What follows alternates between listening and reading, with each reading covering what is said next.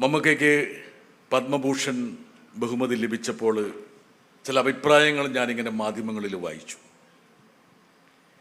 അതിലൊന്ന്, അർഹരായവരുടെ കൈകളിലേക്ക് പത്മ പുരസ്കാരം എത്തിച്ചേർന്നിരിക്കുന്നു എന്നുള്ളതാണ്. നമുക്ക് പത്രത്തിൽ കണ്ടിട്ടുണ്ടാവില്ലേ അത്?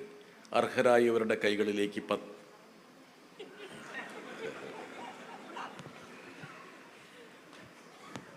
ഞാനൊരു ചെറിയ തിരുത്തു കൊടുക്കുകയാണ്. നമുക്ക് അർഹരായവരുടെ കൈകളിലേക്കും പത്മ അവാർഡ് എത്തിച്ചേർന്നു.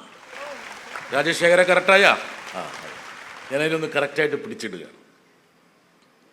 എനിക്കിപ്പോഴും ഓർമ്മയുണ്ട്, 5 വർഷം മുമ്പ് ഇന്ത്യയിലെ പ്രമുഖ വാരികയായിട്ടുള്ള ഔട്ട്ലുക്ക്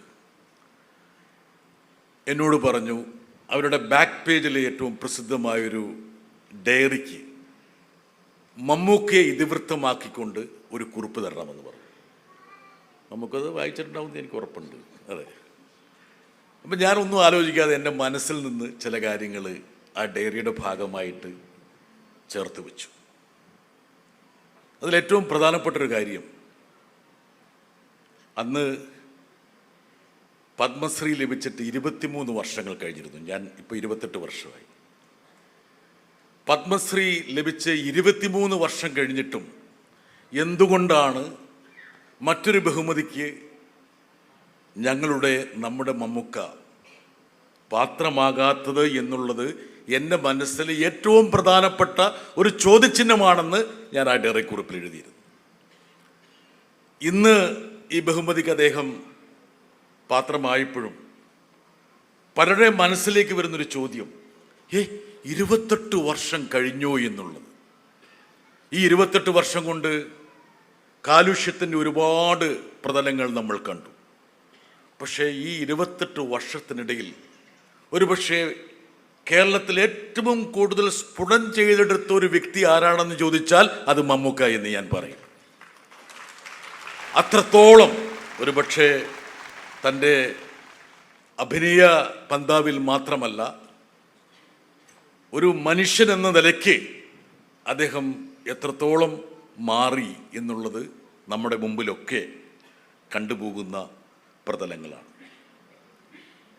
കാലുഷ്യവും കന്മഷവുമല്ല, കാതരവും കുളിരുമാണ്, സ്നേഹവും സൗഹാർദ്ദവുമാണ്, സൗമനസ്യമാണ് നമ്മുടെ നാടിനെ അടയാളപ്പെടുത്തുന്നത്. ഒരുപക്ഷെ മമ്മൂക്കയെ അടയാളപ്പെടുത്തുന്ന ഏറ്റവും പ്രധാനപ്പെട്ട ഒരു ഘടകമെന്ന് പറയുന്നതും കേരളം നെഞ്ചിലേറ്റുന്ന ഒരുപാട് നന്മകളെ പ്രതിഫലിപ്പിക്കുന്ന ഒരു വ്യക്തി എന്നുള്ളതാണ്. 28 വർഷം പറയുമ്പോൾ എന്നെ അത്ഭുതപ്പെടുത്തുന്നൊരു കാര്യമുണ്ട്. മമ്മൂക്ക 26 വർഷമായിട്ട് നമ്മൾ ഒരുമിച്ച് പ്രവർത്തിച്ചുകൊണ്ടിരിക്കുകയാണ്. 26 വർഷമായിട്ട് ഇവിടെ ഇരിക്കുന്ന അപർണയും നിഖിലേക്ക് അത്ഭുതപ്പെട്ടേക്കാം. ഈ 26 വർഷത്തിനിടയിൽ ഞാനും മമ്മൂക്കയും തമ്മിൽ ഇതുവരെ കലഹിച്ചിട്ടില്ല. ഇനി ഇത് പറഞ്ഞിട്ട് ആരും കലഹം ഉണ്ടാക്കാൻ വേണ്ടി നിൽക്കരുത് കേട്ടോ, ഉള്ള കാര്യം പറയാണ്.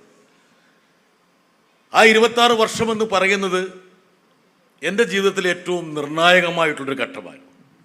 ഒരുപക്ഷെ മമ്മൂക്കയുടെ ജീവിതത്തിലെ ഏറ്റവും നിർണായകമായിട്ടുള്ള ഘട്ടമായിരുന്നു. ഞങ്ങളുടെ രണ്ടുപേരുടെയും ജീവിതത്തിലെ ഏറ്റവും സുപ്രധാനമായിട്ടുള്ള ഒരുപാട് ഏടുകൾ പ്രദാനം ചെയ്ത ഒരു 2.5 പതിറ്റാണ്ട് കാലയളവാണത്. ആ 2.5 പതിറ്റാണ്ടിൽ മമ്മൂക്ക എന്നുള്ള ഒരു മികച്ച അഭിനേതാവ് എത്തിപ്പിടിച്ച തലങ്ങൾ ഏതൊക്കെയാണെന്ന് നമ്മൾ പരിശോധിച്ചാൽ ഒരുപക്ഷെ ലോകത്തിലെ ഏറ്റവും പ്രധാനപ്പെട്ട ഒരു ഗവേഷണ വിഷയമായിട്ട് അത് ഭവിക്കും. മമ്മൂക്കയെക്കുറിച്ച് എന്നോടൊരാൾ ചോദിച്ചപ്പോൾ ഞാൻ പറഞ്ഞൊരു കാര്യമുണ്ട്. മമ്മൂക്ക ഏറ്റവും കൂടുതൽ ആരെക്കുറിച്ചാണ് മമ്മൂക്ക പറഞ്ഞത്? ഓവി എഴുതാറൊന്നുമില്ല. ഓവി വാചക കസരത്ത് മാത്രമേ ഉള്ളൂ. അതെ, രാജശേഖരൻ പക്ഷേ ചില എഴുത്തുകളൊക്കെ എടുത്ത് നടത്താറുണ്ടെന്ന് തോന്നുന്നു, അല്ലേ? ശ്രമിക്കാറുണ്ട്. ഓക്കെ, അത്രയേ ഉള്ളൂ എന്ന് പറയുന്നത്. നമ്മുടെ ന്യൂയോർക്കിലെ മേയർ പറഞ്ഞൊരു കാര്യമുണ്ട്, I am young despite my best efforts to grow older. അപ്പോൾ ഞാൻ ആ വാക്കുകൾ കേട്ടപ്പോൾ എനിക്ക് മമ്മൂക്കയെ ഓർമ്മ വരുന്നത്, despite the best efforts to grow older he remains to be the young. എനിക്ക് തോന്നുന്നു മമ്മൂക്കയെ കണ്ടിട്ടാണ് മംതാനി ഈ കോട്ടെടുത്തെന്നൊരു സംശയമുണ്ട്. അത് നമ്മൾ പരിശോധിക്കേണ്ട ഒരു കാര്യമാണ്. ന്യൂയോർക്കിലെ ആർട്ട് ഓഫ് ആക്ടിങ് നമുക്കെല്ലാം അറിയാം, പക്ഷെ ആർട്ട് ഓഫ് ബാലൻസിങ് അതാണ് ഏറ്റവും പ്രധാനം. ഞാൻ മമ്മൂക്കയെ കാണുന്ന ഏറ്റവും പ്രധാനപ്പെട്ട ഒരു ഘടകം എന്ന് പറഞ്ഞാൽ ആർട്ട് ഓഫ് ആക്ടിങ്ങിനെ പോലെ തന്നെ ആർട്ട് ഓഫ് ബാലൻസിങ് ആണ്. ഞാൻ ഇങ്ങോട്ട് വരുന്ന സമയത്ത് ഈ ആർട്ട് ഓഫ് ബാലൻസിങ്ങിൻ്റെ 2-3 സൂക്തങ്ങൾ ഞാൻ എടുത്തു വെച്ചു. ഇവിടെ പറഞ്ഞാൽ കേൾക്കണ, ഇതൊക്കെ നിങ്ങൾക്കും ബാധ കേട്ടാ ആ വഴിത്താരയിൽ മുന്നോട്ട് പോകണമെന്നുണ്ടെങ്കിൽ. Success with humility,